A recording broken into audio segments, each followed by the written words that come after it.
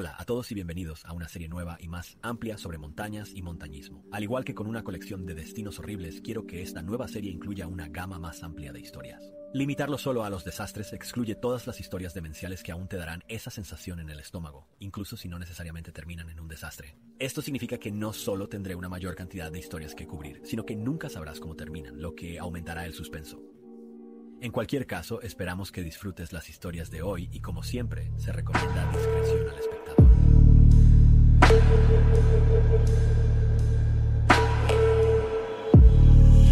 Las montañas rocosas canadienses son el segmento canadiense de las montañas rocosas de América del Norte y se extienden desde la frontera de Montana con Columbia Británica hasta el sur del territorio del Yukon.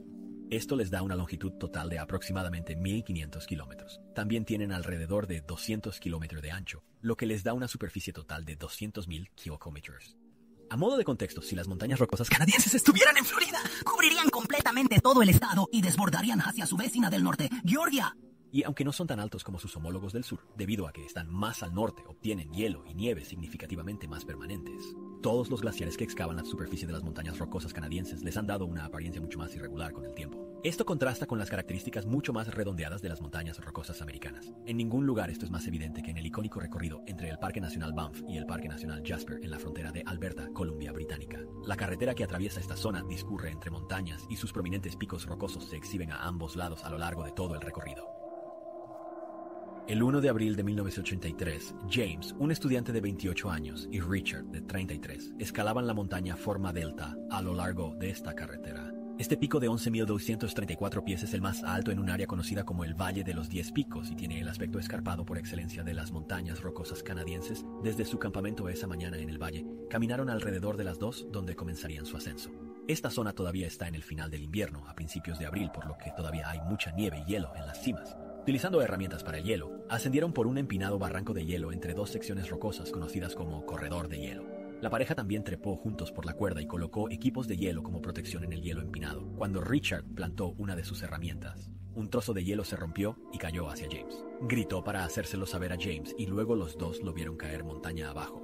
Pero entonces oyeron el espantoso rugido de una avalancha que se desprendió tras el trozo de hielo. Las toneladas de nieve rápidamente arrastraron a los hombres por el corredor y 2.000 pies por la ladera de la montaña. James se despertó algún tiempo después y no tenía idea de dónde estaba ni qué había sucedido. Desafortunadamente estaba claro que estaba terriblemente herido.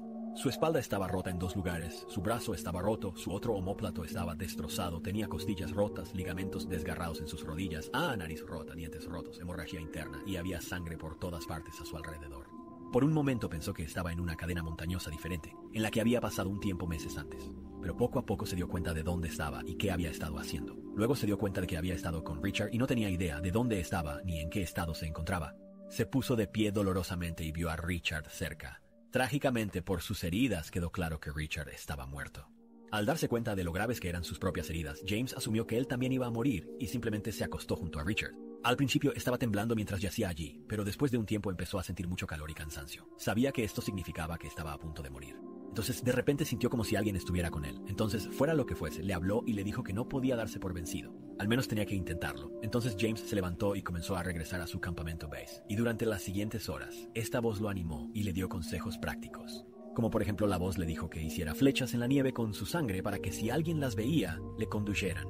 A pesar de que apenas podía levantar las piernas con cada paso, la voz lo animó a seguir adelante. Algunas veces incluso gateaba debido a lo gravemente herido que estaba. Pero durante todo el camino de regreso al campamento, la voz estuvo directamente sobre su hombro derecho, diciéndole exactamente qué hacer. Finalmente regresó al campamento, y aunque fueron solo 2 kilómetros, le había llevado casi todo el día. Cuando regresó al campamento, ni siquiera podía meterse en su saco de dormir. No podía comer ni encender la estufa debido a lo gravemente herido que estaba. Para entonces ya era tarde y empezaba a oscurecer. Sabía que no sobreviviría a la fría noche y nuevamente estaba tan cansado y herido que pensó que ese sería el final. Luego creyó escuchar otras voces y la voz le dijo que gritara. Entonces James gritó pidiendo ayuda y les dijo que estaba en una avalancha. Pero entonces desafortunadamente las voces desaparecieron y también la voz por encima de su hombro. Supuso que esto significaba que la voz también sabía que su situación era desesperada y por eso también lo había dejado morir.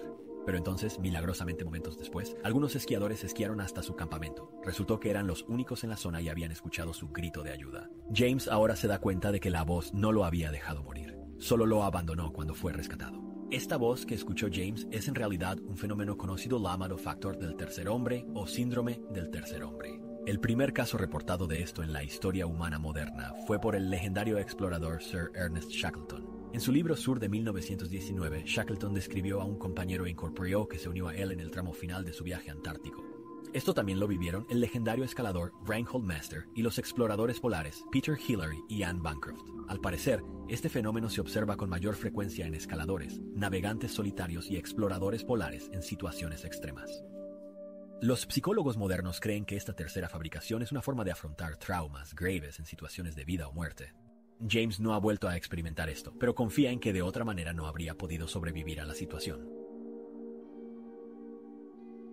Desde que comencé a cubrir historias de montañismo en este canal, he querido cubrir muchas de las grandes epopeyas y desastres de los picos de 8000 metros. La razón por la que me he abstenido es que, al igual que las montañas mismas, estas historias son algo abrumadoras. Al igual que en el buceo técnico, en cuevas, hay mucho contexto que establecer para comprender plenamente las situaciones en las que se encontraron muchos de los escaladores. Estos incluyen cosas como las expediciones de un mes o más, las toneladas literales de equipo, los eventos, la escalada técnica e incluso el clima. Me gusta cubrir estos aspectos y creo que la mayoría de la gente también disfruta aprendiendo acerca de ellos. Así que realmente quiero hacerles la debida justicia, pero es una tarea grande y por eso la he postergado. Pero el siguiente tema proporciona un buen preludio aparte de esa información y algunos de los desafíos que enfrentan las personas en los picos más altos del mundo. Esto no será necesariamente completo, pero proporcionará una buena introducción. Creo que esta es la historia del Valle del Arco Iris. Desde que la gente comenzó a escalar montañas y comenzó a tomarse el montañismo en serio, la progresión lógica de la actividad para cualquier escalador es escalar montañas más altas y desafiantes. Por lo tanto, el Monte Everest es el pináculo de esta búsqueda porque es el más alto de todos. Y esto es evidente en el hecho de que es, con diferencia, el pico más escalado de todos los picos de 8000 metros. Incluso si no sabes nada sobre montañismo, entiendes por qué tendría sentido que la montaña más alta del mundo sea un logro. Pero con esta popularidad también hay más muertes. Aunque la tasa de mortalidad es relativamente baja, porque aunque el Monte Everest está lejos de ser el más peligroso de los 8000 metros, es el que tiene más muertes con diferencia, porque es el más escalado. Es por eso que tiene 3 veces más muertes que cualquier otra montaña de 8000 metros. Un aspecto subestimado de estas escaladas, a pesar de lo conocidas que se han vuelto en los últimos años, es la cantidad de equipo que hay que transportar a los distintos campamentos a lo largo del camino. Estas montañas son tan grandes y requieren tanto tiempo para escalarlas, que hay que escalarlas por etapas. Entonces, lo que han hecho los montañeros es establecer una serie de campamentos a diferentes alturas a lo largo del camino, donde los escaladores pueden detenerse, dormir, descansar y aclimatarse en su largo viaje hasta la cima. Los campamentos están ubicados en alturas sucesivas en la montaña, lo que dificulta la escalada debido al aire ligero. A medida que subes hace más frío y como resultado hay más hielo y nieve permanentes. El campamento más alto establecido regularmente y que los escaladores utilizan para hacer el empujón final hacia la cima está a 26.000 pies o 7.924 metros. Esto está justo debajo de la legendaria zona de la muerte que se encuentra a 8.000 metros, como sugiere el nombre de su agrupación. Estos picos de 8.000 metros son las únicas montañas por encima de esa altura y por lo tanto son las únicas montañas donde los escaladores suben a esta zona mortal. Este es el punto en el que la presión del oxígeno es demasiado baja para sustentar la vida humana. Esto contrasta con el nivel del mar, donde el cuerpo humano funciona mejor. La presión del aire al nivel del mar satura completamente el oxígeno transportado por los glóbulos rojos en el cuerpo. La falta de oxígeno hace que las células dejen de funcionar lentamente. En la zona de la muerte, estás literalmente muriendo lentamente. El cuerpo puede adaptarse hasta cierto punto si pasas tiempo a bajas presiones. El cuerpo detecta esta falta de oxígeno y responde creando más células sanguíneas para transportar más oxígeno. Pero este proceso tiene límites. Ese límite es de 8.000 metros. Además de esto, lleva tiempo a adaptarse. Generalmente hay que pasar días y hasta semanas en este entorno para que se produzcan estas adaptaciones. De lo contrario, sufrirás mal de altura, edema pulmonar y edema cerebral, todo lo cual puede ser fatal, especialmente bajo esfuerzo, como si estuvieras escalando una montaña. Y este es solo uno de los desafíos que enfrenta la gente en estos picos. También tienen que luchar contra el frío y el viento extremos, los rápidos cambios del tiempo, las avalanchas, los desprendimientos de rocas y el desafío extremo de escalar montañas en sí.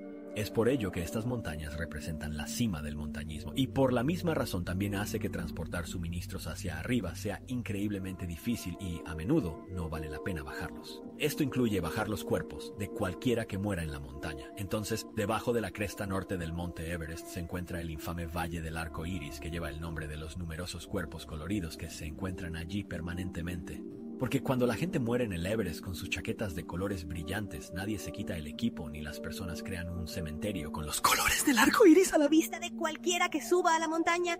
Algunos de estos cuerpos son nuevos y otros tienen décadas de antigüedad desde que comenzaron a escalarse el Everest. De hecho, hay más de 200 cuerpos por encima de los 8.000 metros de altura en el Everest. A modo de contexto, la segunda montaña más alta, K2, tiene el segundo mayor número de muertes de cualquier pico de 8.000 metros, con solo 81 en total. Desafortunadamente, debido al peligro que representa para cualquiera que intente retirar los cuerpos, es imposible o prohibitivamente costoso. Los helicópteros no pueden aterrizar a esa altura de la montaña, por lo que un equipo debe hacerlo manualmente y cuesta alrededor de $70,000. Sin embargo, ni siquiera esto garantiza que el cuerpo pueda ser derribado. A veces las condiciones son tan malas que es simplemente imposible con las técnicas actuales. Con el tiempo, algunos de estos cuerpos se han vuelto icónicos, incluso marcadores para posibles escaladores en su camino hacia la cima.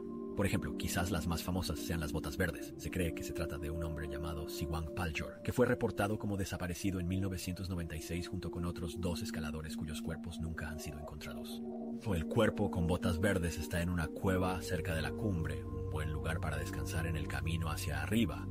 Y muchos escaladores se detienen allí en el camino y tienen botas verdes como compañía, y hay más de estos cuerpos identificables. Pero también hay muchos organismos cuyos nombres e identidades se desconocen. Probablemente murieron fríos y solos por enfermedad o agotamiento porque poner a otros en peligro detenerse y ayudarlos. Desafortunadamente, los escaladores simplemente no pueden ayudar y tienen que seguir adelante sin ellos. El frío permanente a esta altitud congela los cuerpos y retarda la descomposición, asegurando que permanecerán allí por mucho tiempo o hasta que se cree algún método mejor para recuperarlos.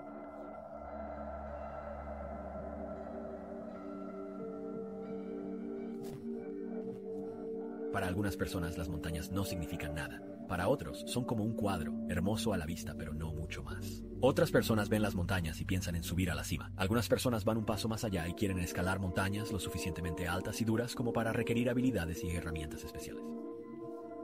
Y luego hay algunas personas que miran las montañas y todo lo que ven son las hermosas laderas cubiertas de nieve. Aunque les guste el lento ascenso técnico, su verdadera pasión es deslizarse a velocidades increíbles en tablas de snowboard y esquís. Y como todas las personas se encuentran en un espectro de interés, capacidad y valentía. Algunas personas simplemente nacen con un conjunto particular de habilidades y una actitud para superar los límites de estas actividades. Nacido el 22 de mayo de 1979 en Chamonix, Marco Siffredi estaba en la última de estas dos categorías, en el pueblo de Chamonix donde nació. El Mont Blanc estaba justo en su patio trasero. Marco podía disfrutar de todas las oportunidades que brindaba sin necesidad de viajar. En este lugar de nacimiento del alpinismo moderno, la cultura está arraigada por todas las leyendas que vinieron antes de Marco. Y estaba muy consciente de estos individuos y estaba inspirado por ellos. Y por eso, un año después de aprender a hacer snowboard, en 1996, a los 16 años, descendió por el corredor de Mallory en la cara norte de Aigues du Midi. Se trata de 1000 metros de pendiente de 55 grados con toneladas de roca expuesta por todas partes. Ahora bien, el grado de dificultad de una pendiente depende de varios factores diferentes, como la profundidad y el tipo de nieve, si la pendiente se sostiene durante todo el camino y si hay árboles o rocas en el camino. Pero creo que una manera fácil para que un no entusiasta entienda lo difícil que es esquiar es entender que la pendiente más grande, donde la nieve puede incluso descansar en la ladera de la montaña, es de 75 grados. Los mejores alpinistas de hoy en día trabajan en rutas con pendientes de entre 60 y 60 grados, y Marco Siffredi, a los 16 años, practicaba snowboard en un recorrido de 55 grados. Después de ese descenso, realizó el primer descenso de la Aiguille du Chardonnay y varias otras pendientes desafiantes. La combinación de habilidad, valentía y pasión de Marco era exactamente la combinación necesaria para estos descensos locos. Luego, en el otoño de 1998, alcanzó y descendió con éxito los 6.000 metros o 20.000 pies de Tocleraju en Perú. En 1999 recorrió la Aiguille Verte, una ruta que antes solo se había completado una vez. Esta ruta extremadamente desafiante tiene un promedio de 55 grados y ocasionalmente se vuelve más empinada. Esta finalización solidificó su lugar como uno de los mejores practicantes de snowboard extremo del mundo en ese momento. Pero como todo aquel que es ambicioso, Marco quería seguir superando el límite. Su siguiente gran proyecto fue el Dorje Lokpa de 7.000 metros o 23.000 pies en Nepal. También descendería con éxito esta montaña. Pero antes de que lo hiciera, en la cima, el monte Everest era claramente visible, 1000 metros más alto. A partir de entonces, el Everest estuvo en su horizonte. Cuando llegó a casa desde Nepal, casi de inmediato comenzó a planificar que primero escalaría el Choyu, que es más fácil. Este es otro de los 14 picos de 8.000 metros del Himalaya y le ayudaría a comprender cómo reaccionaría su cuerpo ante la zona de la muerte. Obviamente, tenía que ver si podía siquiera ascender algo así antes de pensar en ascender la montaña más alta de la Tierra. Luego, en el otoño del año 2000, Marco alcanzó con éxito la cima y descendió con snowboard el Cho-Oyu de 8.188 metros o 26.864 pies. Con este increíble logro de subir a la cima y bajar haciendo snowboard, Marco sintió que estaba listo para llegar al punto más alto del mundo. Esta expedición comenzó en la primavera de 2001 e increíblemente, al mismo tiempo, había otro alpinista y snowboarder llamado Stefan Ga que planeaba lograr la misma hazaña. Pero a diferencia de Marco, Stefan planeaba ascender la montaña sin Sherpods y sin oxígeno suplementario. Esto es mucho más desafiante y algo que pocos montañeros han logrado. Para su descenso, Marco planeó hacer snowboard en una zona conocida como Hornbein Couloir. Este era el lugar que él personalmente consideraba el santo grial del snowboard. Lamentablemente, al llegar no había suficiente nieve en esa ruta. Irónicamente, esto facilita mucho la escalada de la montaña, pero haría imposible hacer snowboard en la ruta originalmente planificada. Entonces eligió un área diferente, conocida como Norton Couloir. En su camino hacia la montaña nevó lo suficiente como para que esta ruta pareciera factible. Stefan llegó a la cumbre el día antes de la cumbre planeada por Marcos, y luego continuó con su descenso planeado, haciendo snowboard hasta 8.600 metros. Pero llegó a una zona de nieve muy dura y muy peligrosa, así que bajó unos 100 metros más o menos por la sección más empinada. Luego hizo snowboard con éxito el resto de la ruta desde allí. Al día siguiente, Marco también convocó exitosamente y luego se enganchó a su tablero y comenzó a bajar.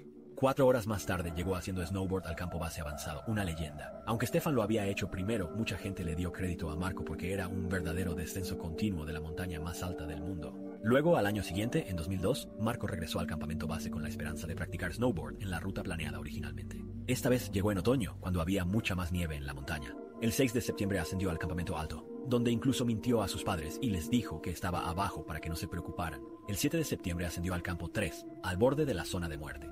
Y luego, el 8 de septiembre, Marco y un equipo de Sherpas convocaron con éxito al monte Everest una vez más a las 210 p.m. Pero en lugar de estar entusiasmado por llegar a la cima, Marco estaba exhausto. La nieve me llegaba hasta el pecho y la subida había durado 3 veces más que una ascensión normal debido a ello. Después de sentarse unos momentos para recuperar el aliento, Marco preparó su equipo para el descenso. Mientras hacía esto, se estaban formando algunas nubes abajo que preocupaban al zumbido de la camiseta y además se estaba haciendo tarde y por eso le pidieron que lo reconsiderara. Marco tenía que ir a trabajar, no tenía otra opción. Se puso su equipo y esquiaba por la pendiente haciendo zigzags. Luego esperó a que los Sherpas lo alcanzaran y lo adelantaran en su ruta de descenso. Una vez que lo pasaron, se dirigió al corredor de Orban. Un par de horas después, los Sherpas bajaron al campamento 3 y vieron a alguien levantándose y deslizándose montaña abajo a unos 1.300 metros de distancia. Pero cuando finalmente llegaron a esa zona, no había huellas, y cuando finalmente llegaron al lugar de encuentro, Marco no estaba allí. De hecho, nunca más se volvió a ver a Marco y nunca se ha encontrado su cuerpo. Podría haberse caído o haber sido arrastrado por una avalancha. Pero desafortunadamente es probable que nunca lo sepamos. Y esta es la misma historia de muchos de los grandes aventureros alpinos. Hola a todos, mi nombre es Sean, y bienvenidos a Scary Interest. Si llegaron hasta aquí, solo quería agradecer.